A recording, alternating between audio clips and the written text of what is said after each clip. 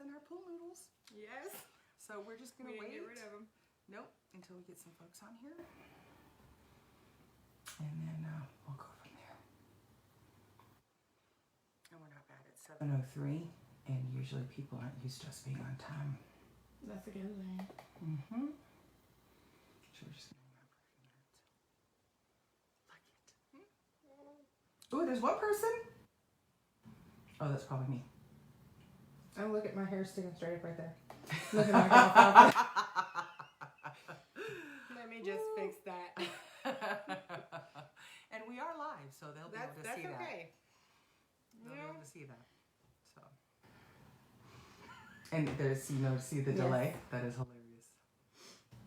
I'm going to try and refresh to see if it looks a little less blurry.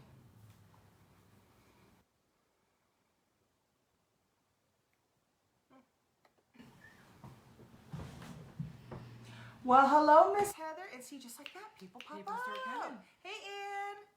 And look at Anita is watching. Oh, hold on. They can't hear us. Oh. Sorry. I do this last because sound is always an issue. All right. Please tell me if you can hear us well. Can I get some thumbs up if you can hear us well? Oh, we love you too, Anita. Hi, Donna. Is the sound okay? Or is it in and out? Look at that. That's what that does.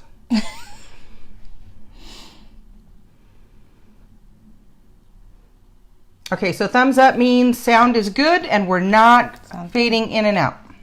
Okay. Awesome. Awesome, awesome. All right. We're just going to wait a couple more. Oh, and there it is. Hello, Katina. Thank you so much for letting us know. We struggle with the sound. The struggle is real. So, hey, Diane, how are you? Hey, Miss Stephanie Walker's on there. You all are awesome. So, welcome to Celebrate Recovery at RIO Revolution. And this is our Monday night Facebook Live. And I'm so excited. And you all probably know Miss Stephanie. Hello. And she's actually it's a little different. First of all, I called her maybe an hour ago. Yes, very short notice. Because the person that was scheduled wasn't able to be here. So she's actually a fill-in, but she's a fabulous fill-in. And I don't know how many of y'all know her story, but I've just... Actually, probably just my small group, which was like 4 people. So this will be good. So it will be good. So historically what we've done is we've had guests who have struggled with addiction. And then we hear their story of how they overcome. So tonight, Stephanie is actually going to share what the impact has been on her being surrounded by family members who have struggled with addiction. And so we're going to talk about, as we always do with everyone else, what her childhood was like, and then we'll progress through life, and then we'll get to how it's affected her as an adult. Yeah. Yes.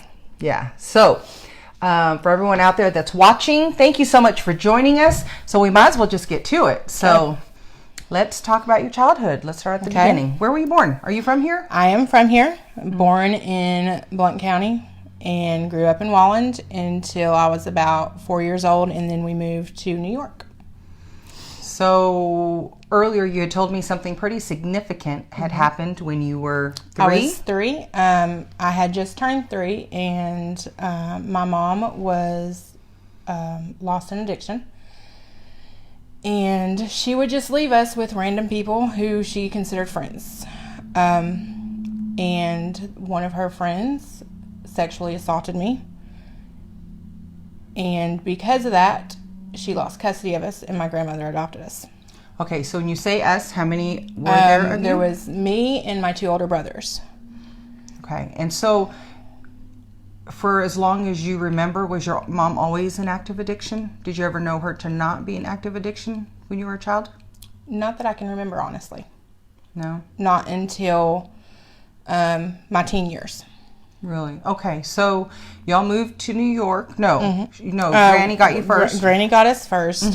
She adopted us when right after that happened.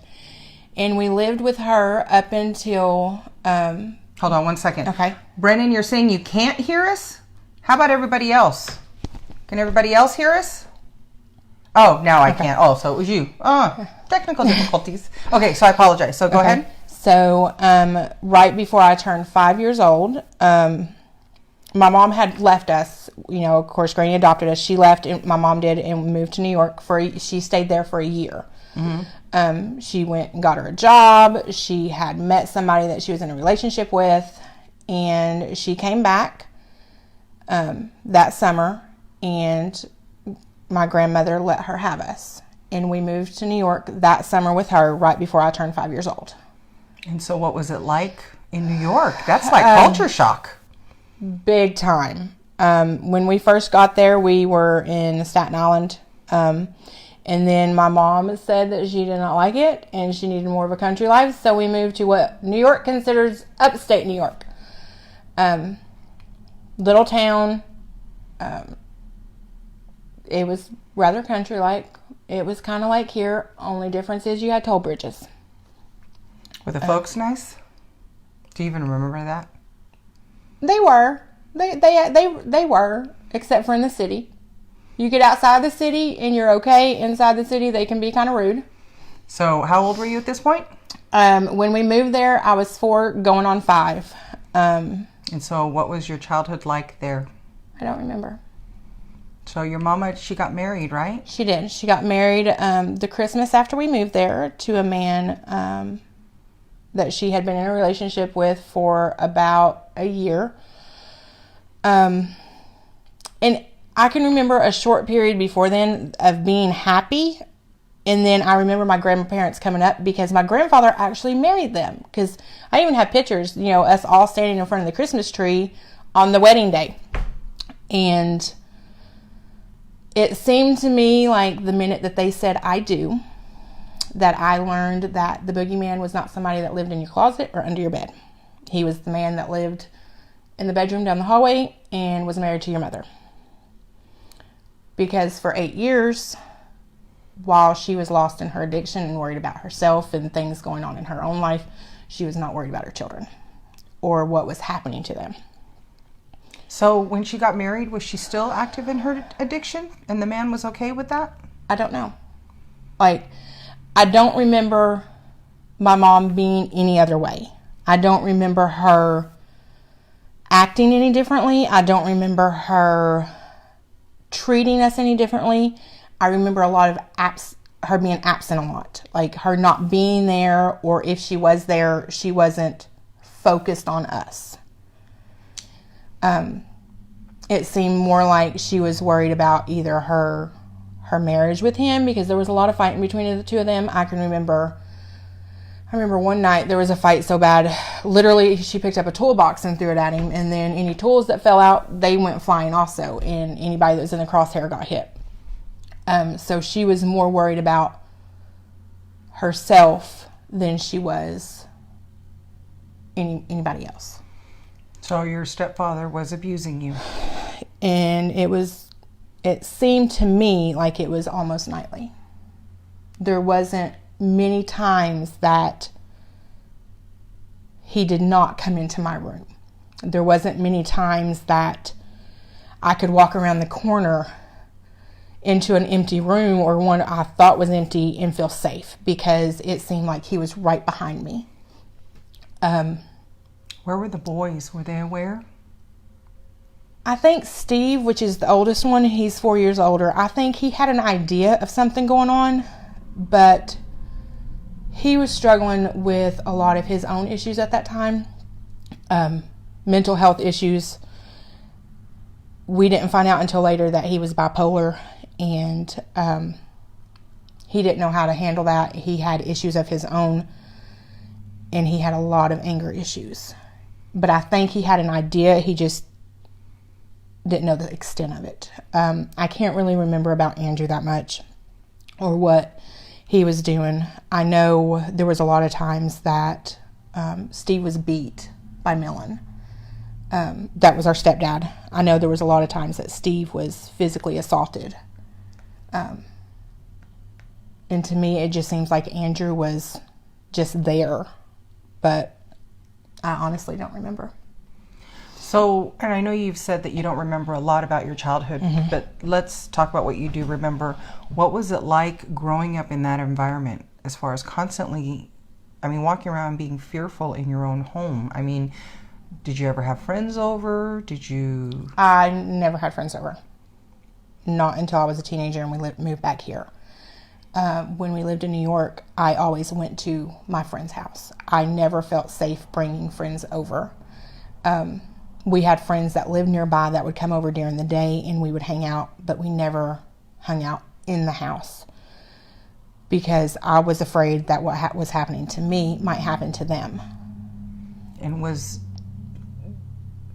was the impression like as far as family members, anybody else, any other adults even aware or paying attention? What was going on? Honestly, my family, to me, it seemed like they kind of worshipped the ground that my stepdad walked on because he came from another country. He had his own business. He actually had two. He, was very respectful, gave anything and everything he could to him, and it was almost like he was on a pedestal and I was just pushed back and nobody saw me and what was happening. Now, at one point you say you tried to tell your mom. How did that go? She called me a liar and told me that I needed to not spread rumors because I could ruin people's lives. And you talk about rejection, putting walls up, and learning that your voice isn't heard and you can't be trusted. Like there's nobody that you can actually trust. So how long did they stay married? 8 years. And so they finally get divorced? And what was that like? And that wasn't because of what he was doing. No, that was because my mom found out that she had hepatitis C.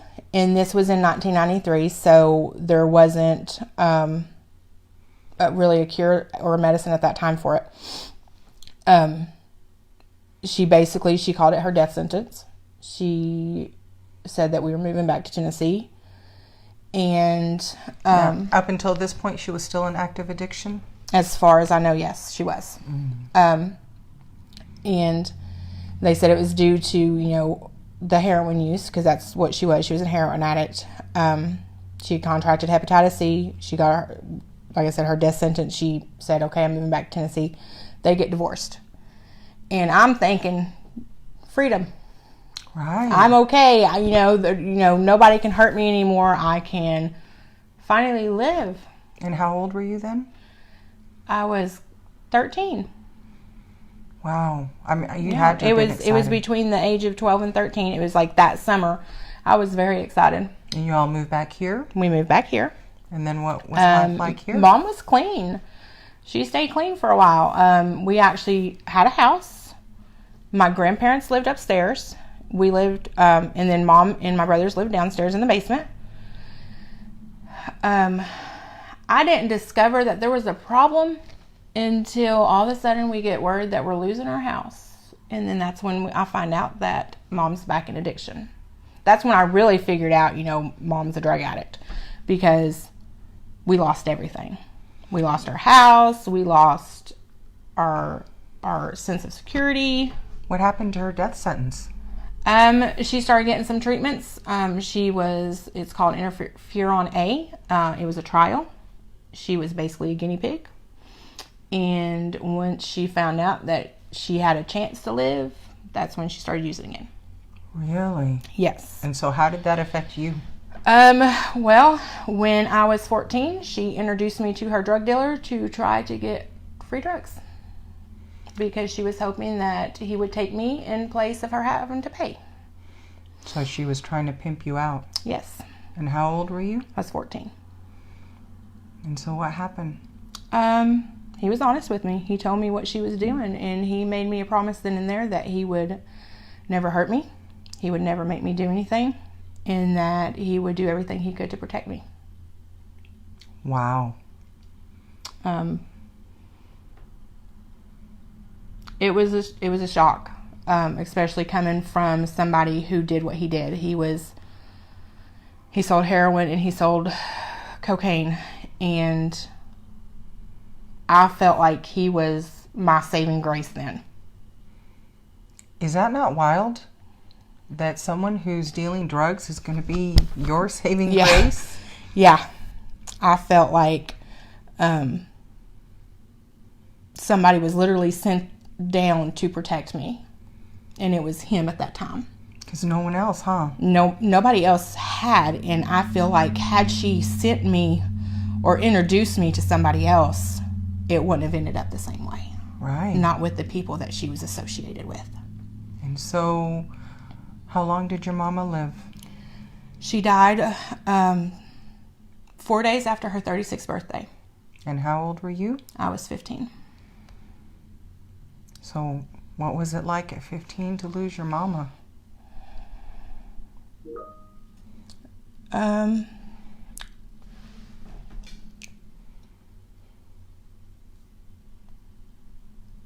There was mixed emotions because she was my best friend, but she was also my enemy.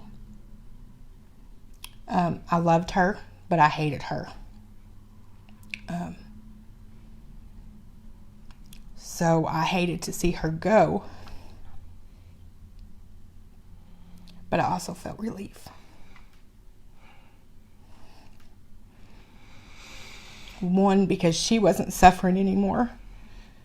And two, because I thought I wouldn't suffer anymore. So at 15, you've gone through a lot. Golly, Yep. there's tissue right there. Girl.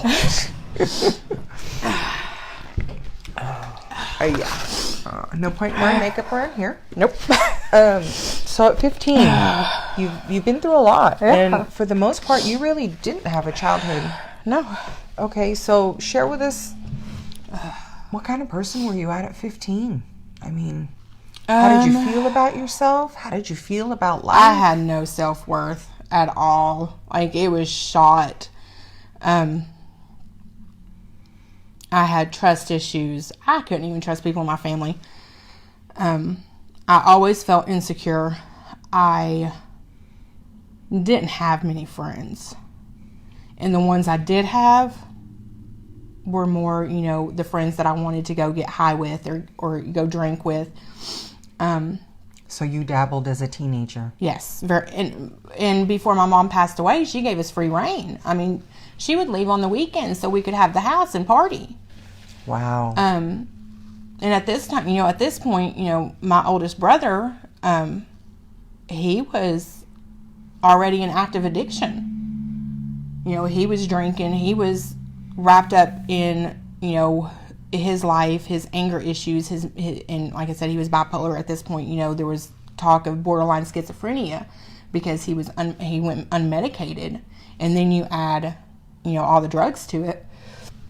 And was your mom aware? She just couldn't deal? She Too far? allowed it, and she would participate with him at some times. So let's go back to you, though. 15, struggling with friends, struggling with self-image, self-esteem. Right. And so you get through school? No, I didn't. You didn't. Now, where did you end up going after your mom passed? Legally, Granny was still our guardian. And when she talks about Granny, she's talking about Awesome Flo. Yes, I'm talking about Miss Flo. Yep, that everybody My loves. amazing grandmother, who I keep locked in my basement now, because I need all the help I can get. She was legally still our guardian. We stayed in the home that we were living in, and she moved in for a while. But imagine living with 3 rebellious teenagers. We were, I was about to turn 16. We had an 8. Andrew was almost 18. He's the middle brother, and Steve was going on 20. So that was very hard for her. Eventually, she moved out, and we just kind of ran wild for a little bit. Did you really? She did the best she could, and so did Anita. They both did, and they tried to rein us in, I guess you could say. But at this point, we had free reign to do anything and everything we wanted to. by the age of 17, I was moving out and on my own with one of the one friends that I had. Okay, so how did all of this affect you in your adult life? Because that's a lot of trauma. It and is. then you didn't get to process any of it. When I got married because I was looking for my worth in somebody else. That marriage was very toxic. When we got divorced, due to all the sexual assault and even the abuse during the marriage, I decided then that my body was mine and mine alone to control, and nobody else could do it again. And I looked for my worth in other people, which, let me tell you, does not work. I think they call that codependency. Yeah, but I suffered from a different addiction, and mine was a sexual addiction. Oh. Because I would jump from one person to the next, thinking because I have control of my body, it was my choice. But in all honesty, I was just trying to fight having to face what had happened to me. Right, of course. So that was my addiction. That's what I suffered with. And then when I turned 30, I made a promise to God that if my life was not any better, that I would stop drinking, stop sleeping around, stop looking at others to find value in myself. That if I couldn't find that by the age of 30, that I would turn my life around and I would enter into a life of solitude until He sent somebody my way. That kind of actually sounds like wisdom. Right? It does. I'm like, so is there something wrong with that? Because that actually sounds like wisdom. But what's crazy is, like, I wasn't going to church then. I remember many years of Flo and I praying for you. Yes, I was not going to church then. I actually, to back up a little bit, when I was pregnant with my youngest daughter, I actually contracted HPV due to my now ex-husband. And that led to cervical cancer. And people would always ask me, well, aren't you worried? You know, because I had a choice to either abort her or it risked turning. Of course, I kept her. There was no choice. So I kept Zoe. I had stage 1 cervical cancer by the time I delivered her. And people were like, aren't you scared? No, God's got this. I was not in church. I was probably the furthest away from God I'd ever been in my life. But I knew He was there for me. I knew He would take care of me. So when I turned 30 and I had made that promise to Him, I knew He would walk me through it. Like, I knew He would always be there for me. And I knew that He would help me raise my girls in a way that I was not raised in. Because I didn't want them growing up seeing me going from relationship to relationship to relationship, knowing things weren't going to stick. I wanted them to see what a healthy parent was like, what a healthy home life was like. I didn't want them to experience heartache and rejection and the feeling of failure that I did. So all those things that you talk about that you struggled with, have you overcome all that? For the most part, I have. I still struggle with some things. I still wonder sometimes if I'm on the right track, if I'm doing the right things. I still sometimes worry what others think about me. I still have some walls up that I work on. I'm going to plug this in. I think the power is low. But I am nowhere near the person I was 8 years ago. And I will say that a lot of that has to do with the connections I made when I did start coming back to church, and the people that I have surrounded myself with. So it's the family at church? Yes. Okay, I'm going to turn this on really quick to make sure our sound Awesome. It sounds good. So it's your church family that really has offered you the support. It is, and the way that got started is really crazy. Because I was not interested in coming to church when I started coming to church. Like, I had no interest in it whatsoever. But you're like living, flow. Hello? It's Right, in your genes. it is. It's there. Like, I grew up in church. I mean, Granny was pastoring. She was in the jail. She was in, traveling in the world, different countries, Yeah. So I grew up in it. Like, I was surrounded by it, but I was not interested in it at all. So how did you end up in church? I got mad because I found out they did all men's fishing trips and women weren't offered anything. That's really what got me started, because my middle brother, Andrew, said, well, if it bothers you so much, then do one yourself. He said, but if you want to do one, then you have to be present so people know who you are. And that's what got you into church? Yeah, it was fishing. Golly, did y'all hear that? Whatever it takes, I reckon. Yeah. So, okay, so let's talk about your brothers, because they were a part of all this. They were. How did they all turn out? How did they deal with the life, the childhood that you all went through? I can't honestly say how Andrew did. But he's still... He doesn't talk about it. He doesn't talk about things that happened in our childhood or how he felt about it. But he's doing good. He has a wife and 4 beautiful children. And he works. He works. He has an amazing job with the Park Service. His wife's a teacher. I mean, they're active in church. They're deacons. My oldest brother, however, went the opposite way. He got lost in his addiction. He got lost in his disease, and is now behind bars, and has been for 10 years now on this sentence. So he's got 10 years. He actually received a sentence of 25 years. I didn't know that. Yeah, he got 15 for state time and 10 for federal. Have you all, the 3 of you, ever sat down and talked about your childhood? No, none. And I don't think any of us were in a place to. Recently, Steve has started talking about some stuff with another family member and how he regrets some of the decisions that he made, and how he feels like he should have been there for us more. But in all honesty, if he ever sees this, know that he was just a kid himself. Right. Like, he shouldn't have been done the way he was done.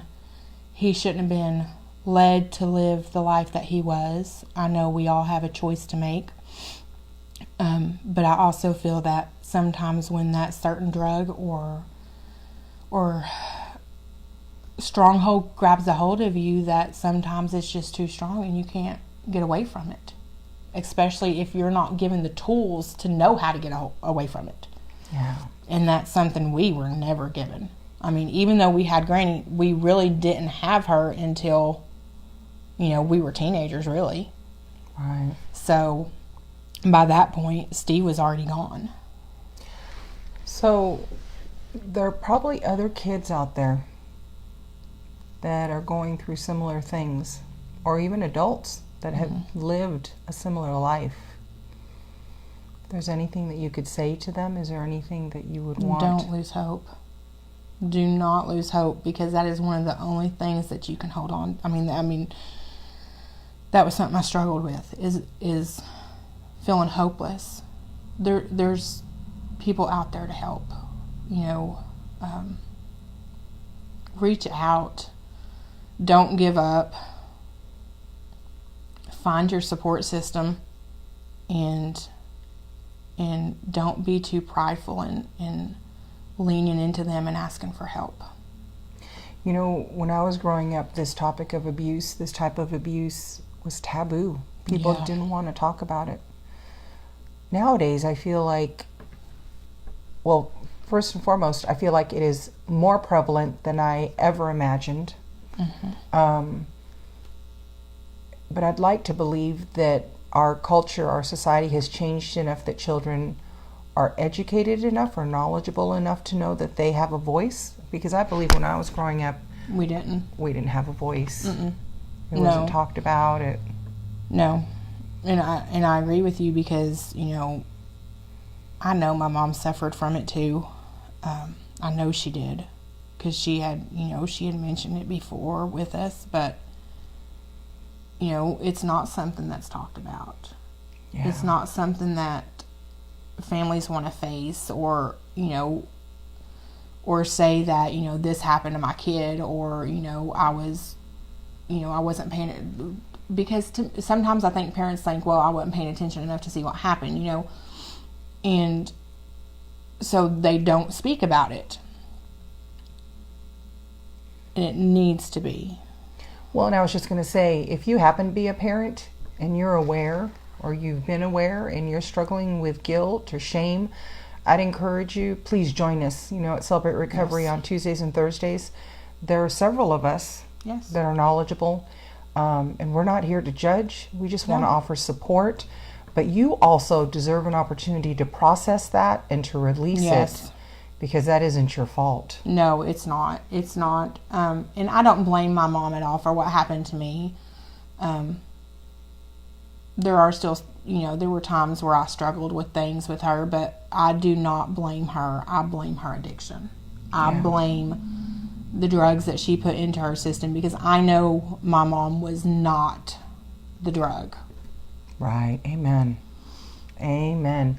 And if you're someone who has been abused, whether physical or emotional or sexual, we also offer support for that on Tuesdays and Thursdays. We meet here at the Broadcast Campus, which is just 2 miles past the Drive-In Theater in Maryville, Tennessee. And then we also got our 411 campus that meets on Thursdays. And again, judge-free zone. We're just here to offer support and love.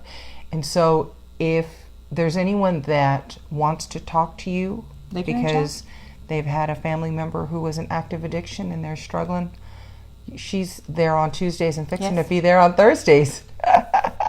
And so I'm sure Stephanie would be willing to have a conversation to offer some support, guidance. Is there anything else you'd like to share with them?